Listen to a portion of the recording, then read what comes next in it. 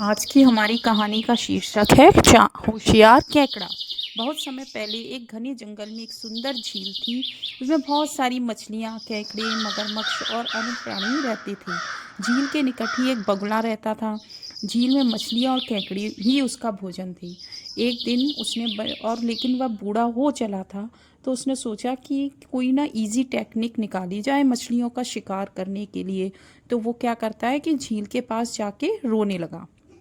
तो उसको देखकर रोते हुए मछलियों ने आकर पूछा कि क्या हुआ बगुला काका, हो क्या गया, आप रो क्यों रहे हो।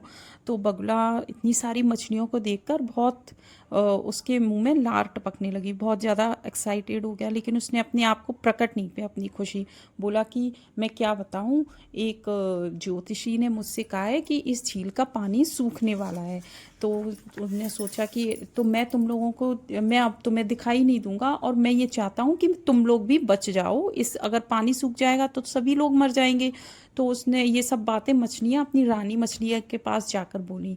तो रानी मछली उन सब मछलियों के साथ आके बगुला के पास आती है।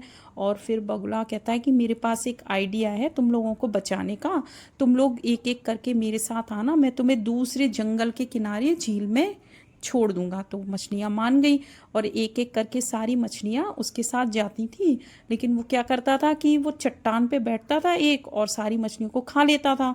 फिर एक बार क्या केकड़े का नंबर आता है तो वो कहता है कि बगुला काका मुझे भी छोड़ दो दूसरी झील में। लेकिन वो उसके गर्दन पर बैठता है और इधर उधर देखता है, उसे दूर दूर तक कहीं झील नहीं दिखती। फिर वो उसको उसके चट्टान पर बहुत सारी हड्डियाँ दिखती हैं मछलियों की।